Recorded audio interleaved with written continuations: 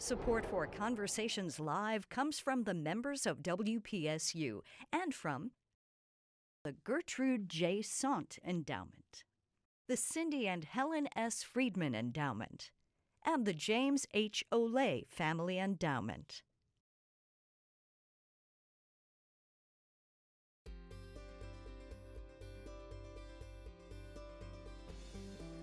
Good evening and welcome to WPSU's Conversations Live, Climate Change. I'm Ann Danahy. We asked you, WPSU viewers and listeners, to pick tonight's topic, and you spoke, climate change. Extreme weather events, record-breaking precipitation, wildfires, and rising temperatures continue to make the headlines. As they do, scientists and others are sounding the alarm about climate change. So what are researchers doing to better understand the changes we're seeing? What do these trends mean for agriculture in Pennsylvania and beyond? And what can be done to address them? Joining us to talk about this and answer your questions are Bethany Corson, Ken Davis, and Armin Kamanian. Bethany Corson is past president of the Center County Farm Bureau. She and her husband are third-generation dairy farmers on his family farm outside of Madisonburg. They grow corn, soybeans, alfalfa, and grasses, and they've practiced no-till farming for years and recently began using cover crops. Ken Davis is a professor of atmospheric and climate science at Penn State. His research has focused on understanding the causes of increasing greenhouse gas concentrations in the atmosphere, with the goal of improving our ability to manage the Earth's future climate. And Armin Kamanian is an associate professor in the Department of Plant Sciences at Penn State. He helped write the agriculture section of the Pennsylvania Climate Impacts Assessment Update. And he has analyzed the impact of climate change on crop production nationally and globally. You too can join tonight's conversation. Our toll-free number is 1-800-543-8242 or email connect@wpsu.org. You can also join the discussion on Twitter at WPSU using the hashtag WPSUConversations. Thank you all so much for coming in to talk with us. So we are getting a little bit of winter weather finally, but up until now we've been getting pretty unusually warm temperatures. I'm thinking about this past weekend, it was in the mid-50s. You had people out riding their bicycles and walking their dogs, and it almost seemed like a little sneak preview to spring.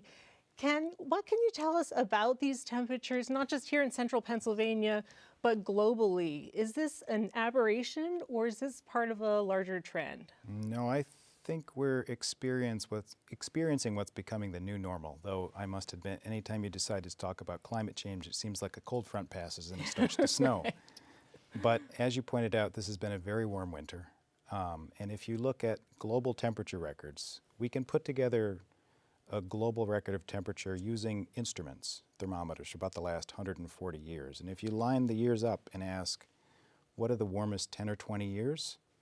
It's pretty much the last 10 or 20 years. I think literally of the last decade, 8 of them were among the warmest 10 years. So it's steadily getting warmer, no question. So it's not just looking at it and saying, okay, well, there's going to be some variability. No. If you look at that temperature record over time now, the recent decades are shooting up quite steadily. And what are we seeing with precipitation too?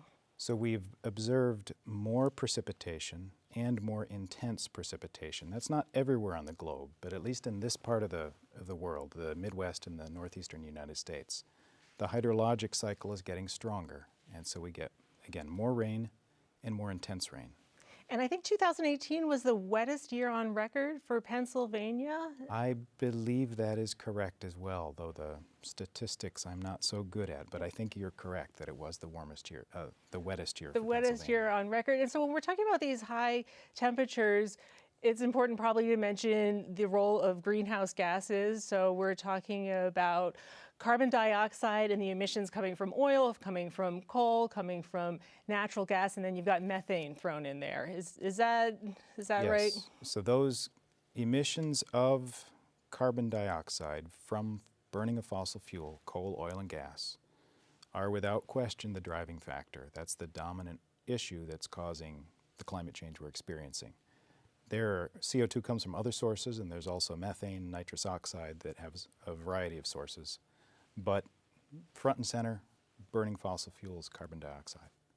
So we have been getting a little bit of a warm winter weather, and I think most people welcome it. It's nice to get a little break, and okay, it's January or February, and you get a little warm weather. But Bethany, maybe you can offer the farmer's perspective on that. When we have those fluctuations and those unusual patterns, what does it mean for you as someone who has a pretty large family farm? I think from our perspective, the high level of precipitation is a challenge because typically in the winter the ground is frozen. So you're not dealing with some of the impacts maybe to the ground that you would have traveling over it with equipment, doing your normal things, you know, manure hauling, things like that, even having animals out in the pasture. You know, cows are heavy. They've got small hoof prints, and when they're in mud, the compaction that happens is pretty extreme. So you know, you're ruining pastures, things like that, to just kind of get your basic day-to-day tasks done. I think extreme fluctuations in temperature are challenging on the animals as well, just because their bodies aren't able to get acclimated to a particular temperature. So it's warm one day, it's cold the next. That's hard for them, and you know, many times we'll see flare-ups of different sort of, you know, illnesses coming because of the temperature variations.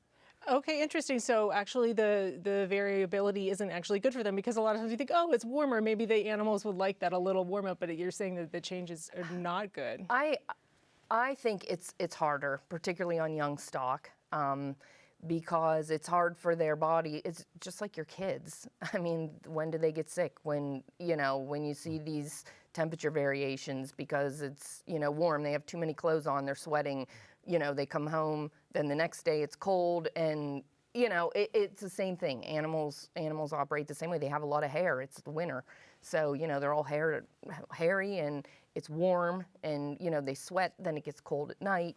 All those things impact them and make it challenging.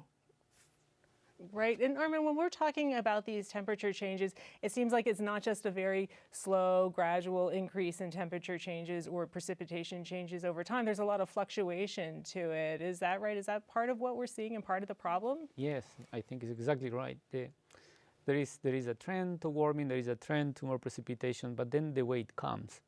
And sometimes that warming comes now, it doesn't feel like an extreme in terms of, you know, excess heat for us, but it's a swing. Sometimes it comes in the summer as more days that are much warmer, right? That's important for crops, for example. And then we have precipitation, which is the one that is difficult to deal with in a sense. You know, any landscape, any watershed has a capacity to store water. And after 2 inches, when we get into 3 inches of precipitation, it gets difficult to store that water, and that goes immediately into the rivers. And when we talk extreme precipitation, means that more often we get to those extremes, right? And with the excess water comes flooding. With flooding comes, you know, obviously it's not a good thing, but come other things. Pollutants get moved to the rivers, you know, more easily. And there is very little that we can do in cases like that. Right, so it's one thing if you get a little bit of that, okay, you have a little bit of flooding or you get a heavy rainfall, but it sounds like, no, the number of those is picking up and the intensity is picking up as well. Exactly. So you were part of the team that put together a report for the state on climate change and its impact on Pennsylvania, and you were focused on the part on agriculture. What were some of the key findings of your report? What are we seeing in Pennsylvania? Well, on average, Pennsylvania gets a little warming. Pennsylvania has about, you know, 4 agricultural areas, climatically speaking. You know, the southeast, which has very fertile soils and a bit of a warmer weather than the upper parts of the state, the northern and the northwest. And with warming, what we see is that the warmer part moves a little bit into the central part of the state and the northern part of the state, and the south gets warmer. So it turns slowly into Virginia and North Carolina, right?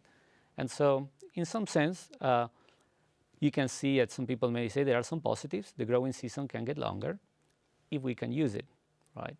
If it gets longer, but the precipitation prevents the operations of machinery, for example, you know, the effective lengthening of the season is a little bit, is not that effective, let's say, right? So sometimes it will come with higher yields for some crops. Some years will come with very difficult conditions to operate. Maybe it's not an example for Pennsylvania, but last year, right before spring, we were talking about the Midwest, how bad it will be to have, a big precipitation event that delays planting, and said, much worse, we commented just on passing, if it happens twice, and it happened exactly like that. Things that we weren't, we were thinking hypotheticals that all of a sudden become reality. And you were saying so it could delay planting. So you're getting all of this heavy precipitation and it actually delays the planting abilities. So those are some of the negatives. So you're saying that there are possible positives too? There are possible positives. So for example, to go to a concrete example, there is a thing that we call double cropping, which is feeding 2 crops in a year. In Central County, where we are, it's very difficult to do that. You can plant soybean and corn. If we're talking about those grain crops, there is very little room to do barley and plant soybean behind, so we're stuck with 1 crop per year. In the Southeast, you can plant 2 crops per year, so the ability to do that might become more possible, let's say. So that's a potential positive. Bethany, from your perspective, when we're talking about these increasing temperatures and fluctuations, have there been any positives so far? I mean, it's nicer to work in, I guess. But from my perspective, no, I don't know that, at this point we have seen a lot of positives. I mean, primarily you get stuck in the major weather events. So, you're thinking like of all the rain and, we're coming off of last year, actually 2 years with, very poor forage quality for our dairy cattle because we couldn't get in the fields to make forage when we needed to. So those sorts of things are very time sensitive. And when you're not able to get into the fields to get things done in a timely manner, it throws the entire circumstance off. And because you're planning things a year sometimes, or 9 months in advance, you don't know what the weather's going to look like. So you're planning, hoping for an ideal situation that you rarely ever get, and you make do with what you have. But it's challenging. Okay, so it sounds like not a whole lot of positives from your point of view, except maybe it's a little bit of nicer weather. Sometimes it's easier to work in. Okay, it sounds like we do have a question, and we have this via email. We have a question from Mary. And Mary wants to know, she's heard that some trees will no longer thrive here in Pennsylvania as the climate warms. How will they move north to a more compatible climate? And will other trees take their place? And how long will that take? So it sounds a little bit similar to what we're seeing with agriculture, with some of the crops, maybe crops that you were growing in Virginia, then you'll be growing up here, and that's good and bad. There's the bad that goes with it. Ken, do you want to field this question? I could start. Armin might be able to help me out with this too. This is a tough question, and of course with crops we can take the seeds and move it. Trees, and we're not going to seed the whole forest, and they may or may not be able to adapt and move their boundaries. I believe in Pennsylvania that we're near the southern edge, for example, for sugar maple, and I've heard people worried about will we be able to have sugar maple harvests in future years if it increasingly gets warmer, which it's likely to do. Naturally, if the range of the tree is extended far enough already, then maybe just the southern edge will move. But the seeds have to fall for the plant to move, and the wind or insects or birds can carry them. This is a difficult thing to predict. Mm-hmm. So a lot of unknowns with that one. Yeah. Armin, anything else on that? Yeah, I can talk not so much from my knowledge, from what I hear from my colleagues, and yeah, there are very interesting studies on that side. So on the one end, Pennsylvania will remain a forest type of climate, right, with more precipitation, warmer. So the species, some won't change, but the type of plant will change. And a lot of the talk is how do we do moving seeds from the location that it will be suitable in the future for a given location, right? Because a seedling that emerges today in 50 years will face a climate, but will be not the one that is, appropriate for it. And there are a lot of studies to consider what are the proper seed sources to reforest some areas. And yes, some species will change for sure. The composition, very difficult to predict. I think the word is that our forests are getting more mesic, meaning a bit more temperate rather than, from humid environments, let's say, dominance of maples, a little recession for the oaks. And there is one of the points that comes to my mind is the temperature change we're experiencing is relatively rapid. We're changing the climate quickly. That makes it more difficult for natural systems to adapt, because in the past there have been changes in the environment, but generally more gradual, so that these sorts of slow processes could take place over time. They could adapt to it, and the animals that are involved as well when we're talking about pollinating plants and trees moving to different areas. Right. Yeah. There is migration of seeds, migration of animals that happen in phases, but now it's a sudden shock. It's happening so quickly. And Armin, I just want to go back to another question on the report for the state on the impact of climate change. And so if it's warming up, if these warmer temperatures are moving up into the central part of Pennsylvania, so will that mean that farmers will have to look at changing crops, or will that mean that we have to worry about different types of pests? What are some of the red flags that were raised? Farmers adapt. They are very adept at learning and learning from each other and learning from others. But they will change. The old habits won't hold. I think in terms of the crop choice, as Bethany can tell probably from experience, they do choose, they change the hybrid of corn or the hybrid or the soybean seed. But some of the changes that are new is the arrival of new weeds and new pests that we're used to see them maybe in June. All of a sudden they come a month earlier, with the fronts that come from the south and hanging there for longer, and the capacity to do damage therefore becomes larger. So it's not unmanageable, but it's new. So those are some of the new things. I'll say in terms of management, the concern can be for organic agriculture, for instance, which has a lot of clever agronomy to make it work. Organic farming, so not using any insecticides, not using Correct. pesticides, very strict rules for growing that way. Correct, which has many positives, but at the same time, some restrictions in the use of chemical that makes them a bit more vulnerable to some plagues. Some of the reasons that we can have, I would say, fairly decent organic soybean is in part because we are shielded from the arrival of some of the soybean pests. So different questions, and we do have a question from Jennifer in Bellefonte, so we're going to take that. Hi, Jennifer. Thank you for calling, and what can we help you with? Well, we'd like to know how to deal with ticks when we're hiking. Ticks when you're hiking, that seems to be more and more of a problem. Any thoughts? This isn't exactly up your alley of our expert guests here, but ticks when you're hiking, can we expect to see ticks and other pests become more of a problem as we see more climate change, and how do we deal with it and adapt? It's hard to make it any worse. So. I have been curious about this, and I would love to know the answer myself, because when I grew up in the Finger Lakes in New York, I never heard of ticks, and they're abundant at this point. I don't know how tightly that is connected to climate. It does. It definitely seems to be like a growing problem. From a farmer point of view, is that something that you have to worry more and more about? And you also have land that is still forested too, right? Yeah, not so much from the animal perspective. Cattle have pretty thick hides. They don't seem to be impacted by ticks a whole lot. Our dog gets them. Yeah. We get them. Yeah. Yeah. My family hunts, and they come out of the woods, and ticks are everywhere. They're definitely there. I don't know how you control them or what you do about it, but it's definitely a problem. It's definitely more of a problem. Yeah. Well, I don't know if we could answer your question totally, but it's definitely something that we can all we can all relate to. Wear long pants, pull your socks up, Yeah. take them off, and pick the ticks off when you get in. Get in the habit of doing that.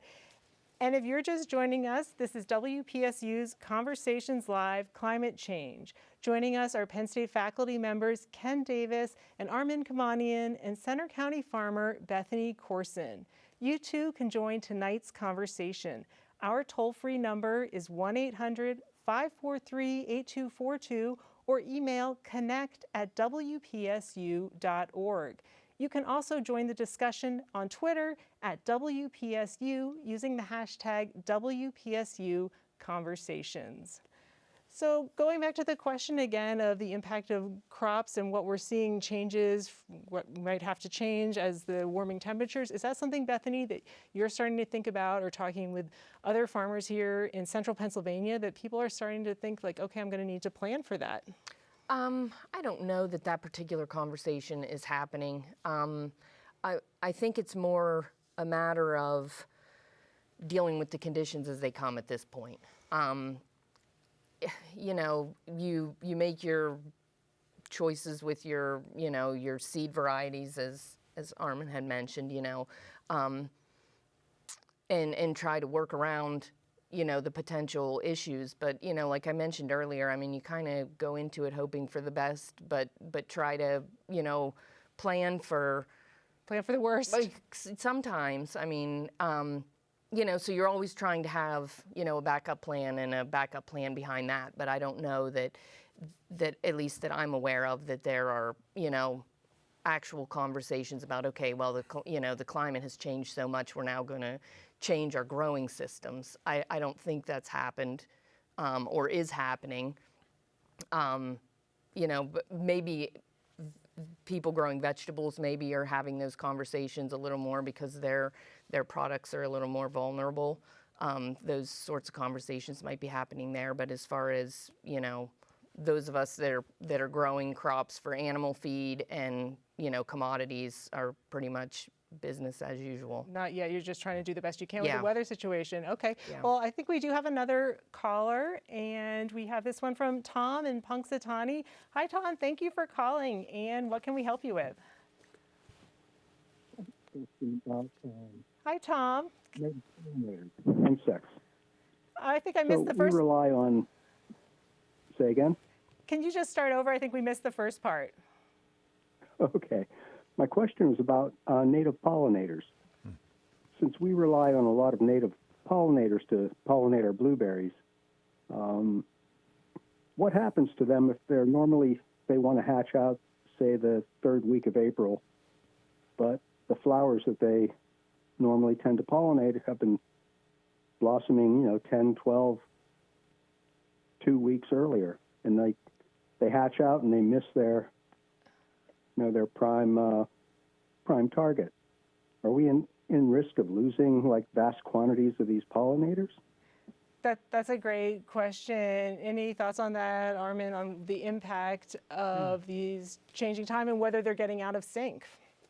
Yeah, a specific expert might do a better job than I can do answering, but some of the things that you mentioned do apply, that there is a mismatch between, you know, lack of synchronicity between when the flowers show up and when the insects are ready to pollinate. And yes, it's part of what Ken referred to, that the system is adapted to a certain rhythm of the climate, and all of a sudden you get these little swings for which some insects are not prepared. Will it be a catastrophe? I cannot tell. It's something to be very aware of and alert and see if there are potential interventions in a case like yours with fruit trees. Yes, definitely one of the things to be alert. Yeah, rapid, steady change in climate like this could drive systems like that to states we've never seen. So we don't really have a good analog to answer that kind of question, but these sorts of disjuncts or disaggregations where things used to work together in the environment and suddenly it's not in sync anymore may happen. And we're starting to feel the effects of that. Yeah. Yeah, well, thank you for your question, Tom. So we talked a little bit about precipitation, Ken, right at the beginning of the show, and I wonder if you could talk a little bit more about that. How does climate change impact precipitation? Because I think a layperson could think of, okay, climate change and temperatures are going up, but what does that have to do with rain and snow? Yeah, happy to talk about that. So temperatures are increasing because of the greenhouse gases, and there's a lot of physics we could invoke to explain why. But if we accept that the temperature is increasing, warmer temperatures lead to more evaporation. So think of putting your laundry out in the summer. If it's a hot day, it dries quickly, and so more water will go into the atmosphere. More water is in the atmosphere if it's warmer, and then that means there's more water available to fall out as rain. And so what we're doing is intensifying the hydrologic cycle. Evaporation's increasing, more water vapor is in the air, And then when things like a storm comes through that lifts the air cools and the rain falls out. So the water is going up and coming down at a faster rate, basically. Another analog, you can think of it, well, a couple ideas. If you've been in a warm place like Florida and you get caught in a thunderstorm, you get drenched, right? But if it's a shower somewhere around here, you're usually not quite as wet. That's a factor of how much water is in the atmosphere in a warmer environment. Okay. So that's what we're beginning to experience. As it warms up, precipitation is more intense and it's more frequent. And what's the flip side of that is the drier weather. And I'm just thinking about that too. There's times when it is so dry and you think about farmers in the summer and they're just dying for rain. We might have too much rain and then all of a sudden it's so dry and hot. How does that figure in? Well, as I said, the evaporation is also increasing. So if we're not in a period where rain is falling and it's hotter, there will be more evaporation. So there's the potential. We haven't observed this as much. We've solid evidence of increasing precip and more intense precip. But there's also the potential for more intense drought periods as well. Okay. So it seems counterintuitive you could have both happening. But in fact, you increase the evaporation and the precipitation. So you can have more flood and more drought.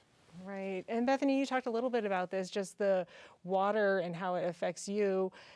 How do you get ready for that at all? Or is there anything you can do when you've got these situations where there's too much water coming in, or then the flip side of that is a drought situation in those hot summers that we get sometimes? Well, the hard part, and Armin, you can speak maybe better to this than I can, but is getting the rain at the right time for most of your crops. I mean, there are critical times when corn in particular needs rain more than other times. So when you have these extreme events, it's highly unlikely that you get the rain when you need it. The other issue is, when we have a lot of precipitation in the spring during planting time. A lot of your seed varieties are based on day length to harvest. So you want to try to keep things planted as closely together as you possibly can. So it's important to have enough days in a row to get everything planted when you want to get it planted. So when you're having a hard time getting in the fields or you're running between, showers to get things done. Because it's raining so much that you aren't able to actually get out there and get into the field. Right. It just makes everything more challenging. And I mean, that this isn't new for us. I feel like the weather's always been unpredictable, and that's something that farmers have always dealt with. I guess from my perspective, it just feels like it's become more intense, quicker. When did you first start noticing that as a farmer? When did you start thinking okay, this isn't just your typical problematic or difficult or challenging weather, a lot of rain or dry weather. It's just this is something else. I've been doing this for maybe 20 years, so not as long as some. But I feel like in the last 5 years, maybe it's become considerably more of an issue where we're seeing more extreme things. So more rain in the spring that makes getting the spring forages off and your first cutting of hay done, and those things that you're kind of waiting to get done because that's usually your best quality stuff. Those things are starting to be a challenge because you can't get enough dry days or the fields dry enough to get in to get those things accomplished. Right, and that's anecdotal, but it sounds like that's in sync with what we're seeing when you actually go in and look at what years are the warmest ones, like we were talking about earlier, and what years the rain patterns are off. Thinking back, personal perspective, I started working in this field as a grad student in the late 1980s, a long time ago now. And at that point, we knew the physics of climate change, and we knew that greenhouse gas concentrations were increasing. And there was some evidence from the climate record that the Earth system was changing, but it wasn't quite conclusive. So we said, this is going to happen, but we can't quite prove it yet. By the late 1990s, you could look at the data and say, this is happening. We know climate's changing, we're responsible. But today, when I walk out the front door, I say, this is not normal. This is not Pennsylvania winter a lot of the time. So it's it hits me in the face now. That wasn't true in the late 1990s. It wasn't true in the late 80s. So I think in the last 20 years, it's become really evident. You don't have to be an expert. You just have to walk outside, and you see that there's change. Right, it's something we're all experiencing. Right, and Armin, you've also studied this not just in the United States, in other countries too. Can you talk a little bit about that? How is climate change impacting other countries? Because I imagine places, agriculture in other countries is even harder hitting. They don't have all the resources that we have in the United States to try to respond. That's right, that's right. I think in developed countries, in the United States, Western Europe, there are ways in which farmers adapt and that society can help adapt, and there is a whole technological package to move along. But countries that are in worse off technologically because they have lower GDP, less resources, their capacity for adaptation is lesser as well. And essentially the problems that climate change bring to them force them to move faster, to catch up faster. So it's making it more difficult for adaptation. And I think there are many critical cases, but sub-Saharan Africa is one of those cases.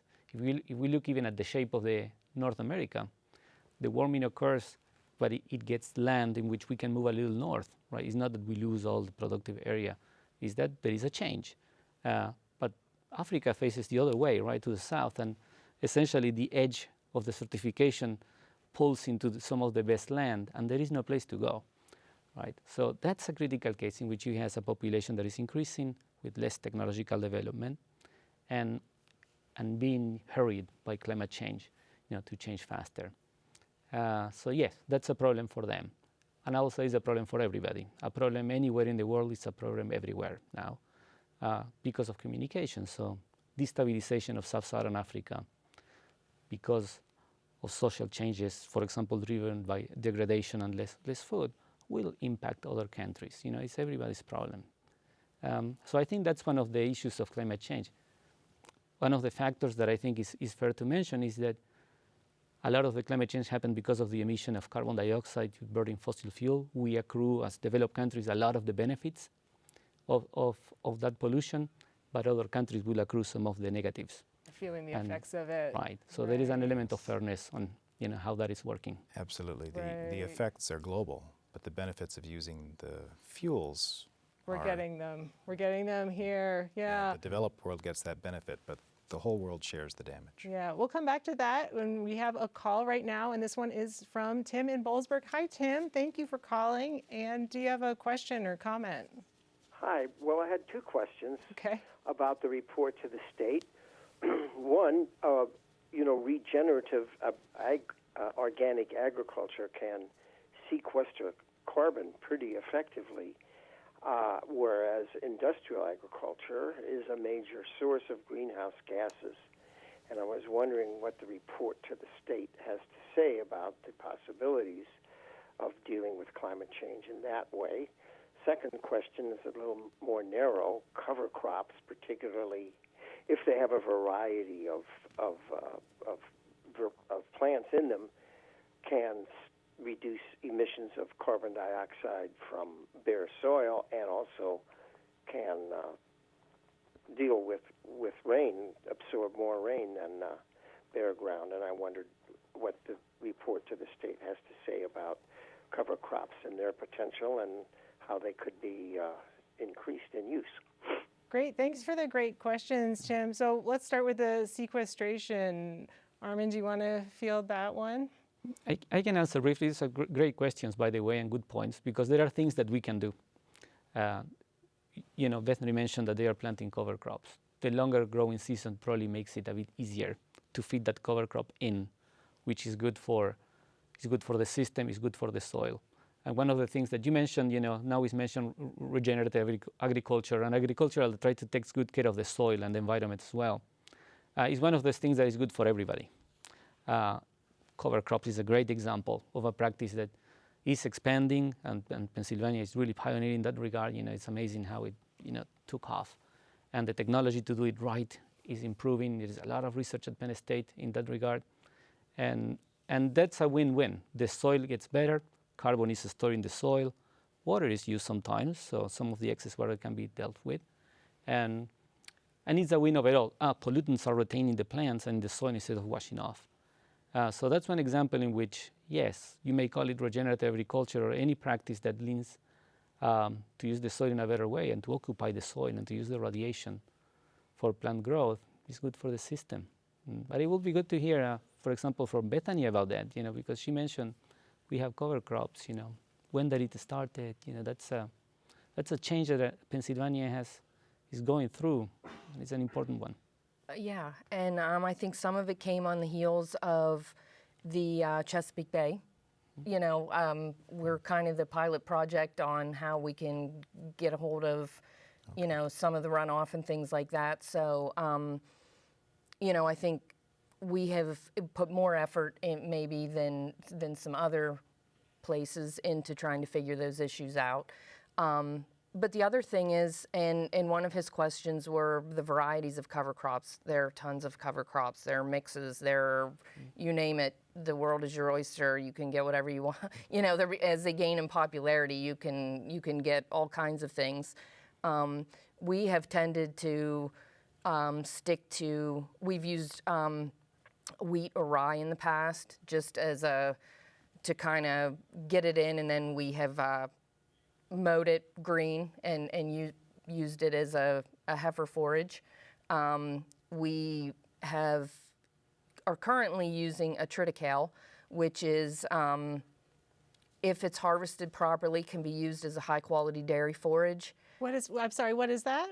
It's called, some people call it triticale or triticale. Okay. It's, Perfect, yeah. maybe you can describe what it is, but it's a... It looks like wheat, but it's not wheat. Okay. Yeah. Close enough. Yeah. So, those are primarily the cover crops that we have utilized. But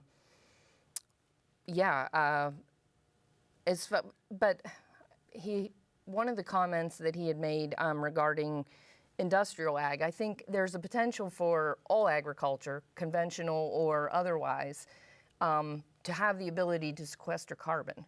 If I'm not, I mean, as long as you have growing plants, you're going to be able to do that, correct? Absolutely. Yes, and there is a lot of learning that goes on between what you can call in one extreme organic agriculture and conventional agriculture. Sometimes the same producer that uses both systems. You use it both at the industrial level and at the farmer level too. Yeah. And the place in the system in an agricultural environment that you can store the carbon is in the soil. Once you grow above ground, it gets consumed and respired and the carbon goes back to the atmosphere. But if you tend the soil properly so that you can build up the soil carbon content, that's where the sequestration can happen in that system. Okay, interesting, because I think too, you would think like, oh, tilling the soil, isn't that good for you? You till the ground before you plant the seeds, but no, that has the negative effect of releasing it, is that right? It does lead to respiration, release to the atmosphere of the carbon that's stored in the soil, yes. Right. That's right. Okay. Well, thank you for that question. And if you're just joining us, this is WPSU's Conversations Live, Climate Change. Joining us are Penn State faculty members Ken Davis and Armin Kamanian and Center County farmer Bethany Corson. You too can join tonight's conversation. Our toll-free number is 1-800-543-8242 or email connect@wpsu.org.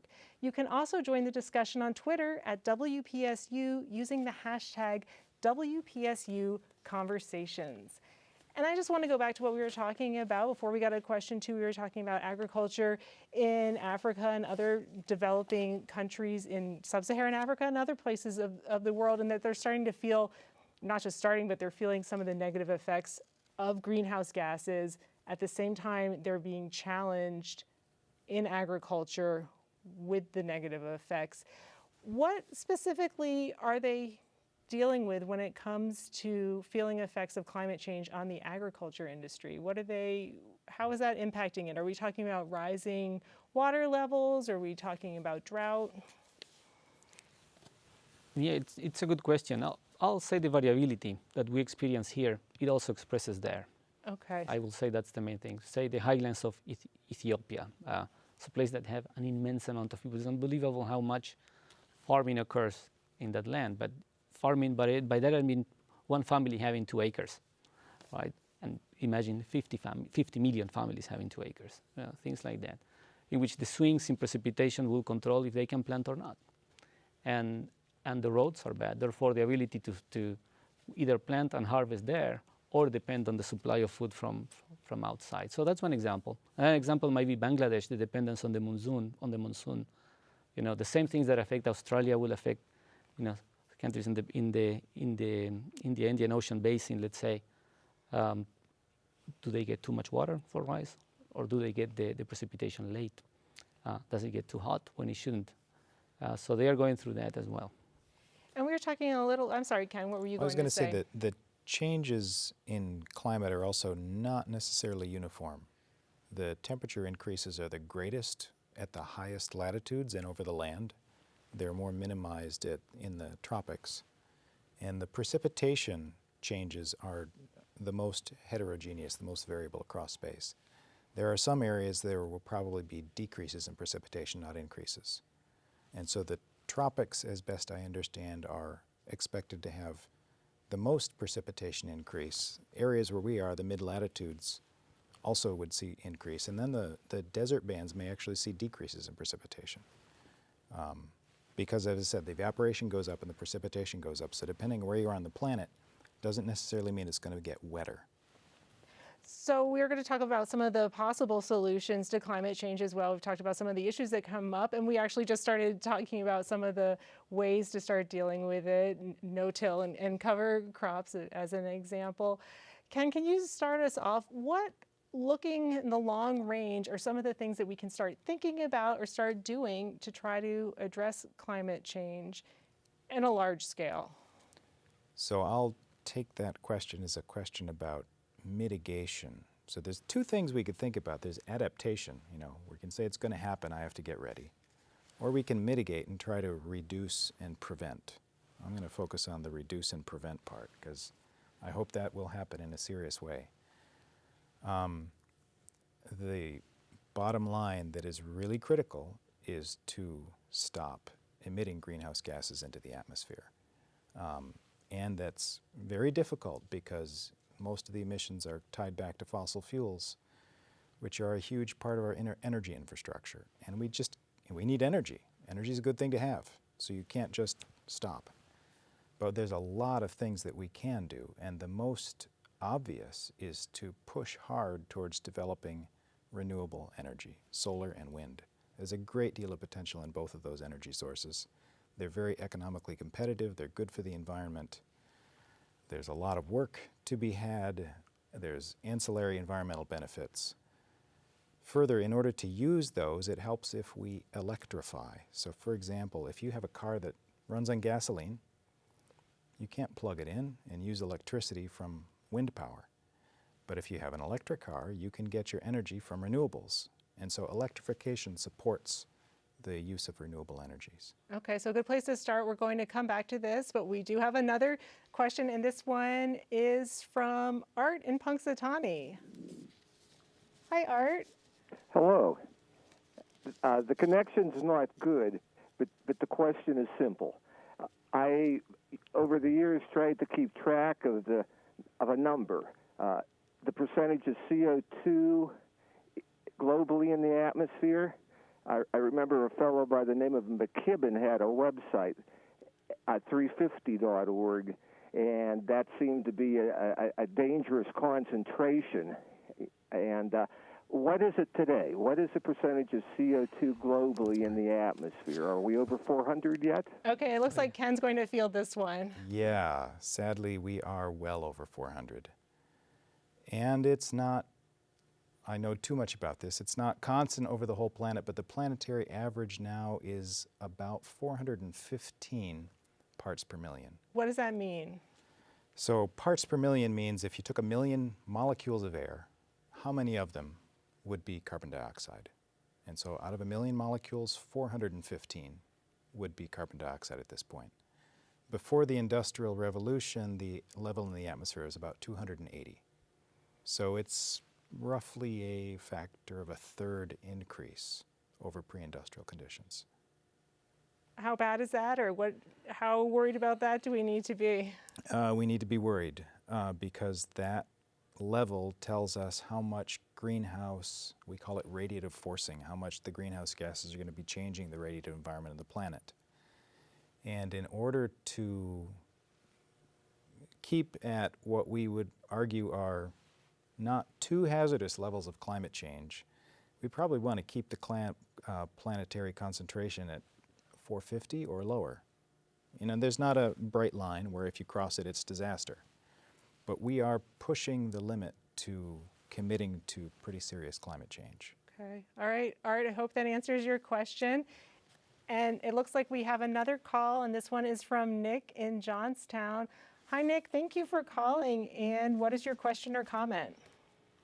Yes, I would like the panel to discuss the fact that we could have more people moving to a plant-based diet. What effect would this have? As you probably know, Impossible Foods and Beyond Meat are selling a great deal of plant-based meats, in quotes.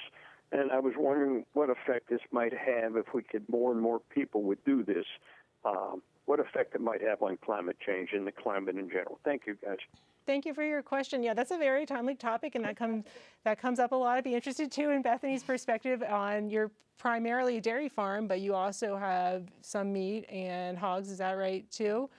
And I'd be interested in the science perspective. That is an issue that comes up. The push to go more vegetarian. Do either of you have any thoughts on that? Draw straws. Yeah, it's one of the elements. It's definitely one of the things that can change that push in the direction of lesser emissions for sure. To produce, in order maybe beef, dairy, and in the other end poultry, there is a decrease in investment on grains that if they are consumed directly instead of being respired by the animals for production, yeah, it reduces the emissions. More can be devoted to direct consumption. So the quick answer is yes, a change in diet has a role, and is having a role already in doing that because our dietary habits have changed. Now, I think that other parts of the world that are developing are also increasing consumption, so kind of overrun some of the changes that are happening in some parts of the world. That doesn't mean don't eat beef. It means that a change in that direction is definitely positive for other reasons as well. And yeah, I think that's the quick answer to it. Okay, thank you. And Bethany, what are your thoughts on that? I know that sometimes the dairy animal industry feels a little bit defensive about when we're talking about trying to reduce greenhouse gases and climate change. Absolutely. I guess my opinion is probably not as science-based as yours. We work hard to make good food. And so I guess from my perspective, I feel like we do that as sustainably as we can. And until we have a world that is not food insecure, I think there are other places where we can probably put more effort into doing things. That being said, Ken and I had a conversation when we first met about the need to stop pointing the finger at the other guy, and everybody needs to be accountable for themselves. And I think that being said, anything that animal agriculture can do to make themselves more sustainable and work towards a smaller carbon footprint, we should be doing. And I think we are making strides. And with the scrutiny comes change, and we're getting there. But I personally don't think that fake meat is the answer. Yeah. Can I add a piece to that? Because there is one part in which you mentioned it, and oversimplifying the question can make it, not go to the right answer. There are some things in agriculture that work really well and have worked for many years, which are called rotations. Rotations that include grains and pastures, and the pastures are grazed by animals. And this is one of the best systems that have ever existed for preserving productivity.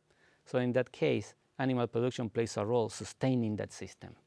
Remove the pasture, go into annual cropping, and you get a lot of problems with it. So in that case, yes, having the animal there is very important for the overall sustainability of the system. So without simplifying too much, right? Sure, go to, you call it fake meat, other ways of using, grains or feed. Yes, animal systems, there are large parts of the world that are extremely efficient producing beef from rotational systems, and they are, I will say, pretty good for soil carbon storage as well. So yeah. Okay, all right, great. Well, thank you for that question. And it looks like we have another question, and this one is from Jim in Altoona. Hi, Jim. Thank you for calling. And what's your question? Hello, guys. I wondered, I'm in central Pennsylvania here with the global warming stuff. I wondered when I can put my plants in. Is it May, as it always was, or? So that's a great question. I don't know if we're going to be able to get some gardening advice here. We might turn to our farmer for that. But we are having warm winter weather. We don't know what's to come. It might change. Who knows? But any thoughts on that and whether we can plant earlier? There is a steady backing up of the typical dates. Oh, sure. I wish we got plant. a big snow here for the grandkids this year. We used to have them back in the day. Well, it's not too late. We could get that March snow. Well, thank you, Jim. So you're saying that the dates of planting are being pushed up? Well, I was referring actually to the dates when leaves come out. Not necessarily planting, that's another decision, but the dates at which leaves emerge have been steadily getting earlier and earlier. So in a sense, it's kind of predictable. You can see it backing up over the decades. I don't know if that helps with knowing when to plant, but we certainly know that trend is on its way. Yeah. So we were talking about things that people can do, things that we can all do to make some changes. And Armin, I wonder if you could just talk about that too, bioenergy. Explain a little bit about that. What are we talking about when we talk about bioenergy? So bioenergy is getting photosynthesis plants to grow and then use the plants to create fuel, and then that fuel will be burned and the CO2 returns to the atmosphere, right? But it's a zero, it's not exactly like that, but it's almost a zero signal. Get it off, use it, return it. And the energy that we're using in that run is the sun. There are some advantages of it, and some of that is that some of the carbon gets stored in the soil as well. Usually some of the energy systems do that. But I really would like to put it in a broader context, how bioenergy fits in the system. We tend to think, what can a producer do? But the impact sometimes happen on the landscape level. And we are talking more about a landscape design that helps us adapt and use the resources better. Some parts that can get flooded more often maybe should be cropped less with an annual and more with a perennial that can be used for bioenergy. Some of those bioenergy crops take up a lot of water. They can create a sponge in the soil to retain a little bit more of the water. So those are all the combined benefits that may come from using bioenergy in a good way. Is a solution for everything? No, but it's definitely one more tool in the toolkit. Which crops are those, by the way? Yeah. So we do have bioenergy in the US. Corn is one of the crops that's definitely uses for bioenergy. The ethanol that you see in gas comes from corn, most of it. Brazil has sugarcane. But there are others, we want to switch to other perennials that are a bit more probably suitable for that. So if I could, I have a positive and a negative spin to put on what Armin has said. He mentioned that you take the CO2 out of the atmosphere, you burn the biomass as a fuel, and it goes back, and that part is perhaps net zero. If, however, your process of growing the crops takes a lot of energy, you need a lot of fertilizer, you need a lot of machinery, then you can end up actually emitting quite a bit. And sometimes those biofuels may not really save us much. So we have to be careful about what we choose for those crops. And you get competition then with food production and with water use. So that's kind of the negative side of it. A positive part that is a potential, which kind of blew my mind the first time I heard people talking about this, is when you burn the fuel, the exhaust from something like a power plant is very highly concentrated CO2. It's possible to do things like pump it underground. And if you then have an efficient growth, you're removing CO2 from the atmosphere, creating energy, and burying it. So it's possible you could make energy while removing CO2 from the atmosphere. So some definite options with that. This is a great way to go out with just some final thoughts for that.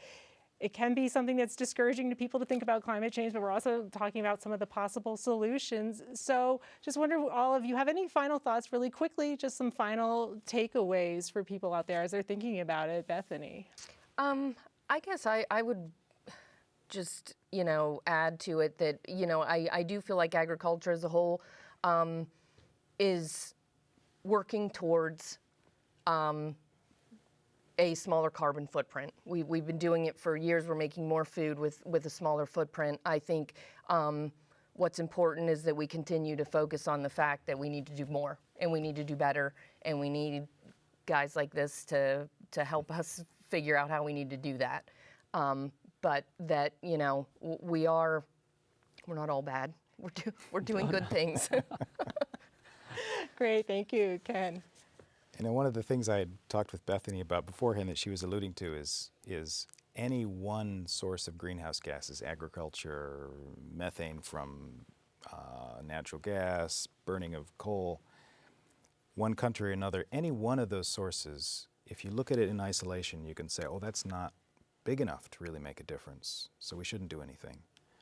But if you do that, then we do nothing. And this is a big society-wide problem, so we really need everything on the table. The good thing is there's a lot that we can do now. We have a lot of options for reducing emissions. So I would say, you know, it's yesterday was Ash Wednesday, it's Lent. So we should all give up some fossil fuel, go to papowerswitch.org and sign up for renewable energy at your house. There's my closing thought. Thank you very much. Unfortunately, we're out of time, so I'm going to have to cut you off there, Armin. But thank you all so much for coming in to talk with us here on Conversations Live. And thank you for joining us on WPSU's Conversations Live Climate Change. Be sure to mark your calendar for 8 p.m. March 19th. That's when gardening experts will be here to answer your questions during Conversations Live Get Your Garden On.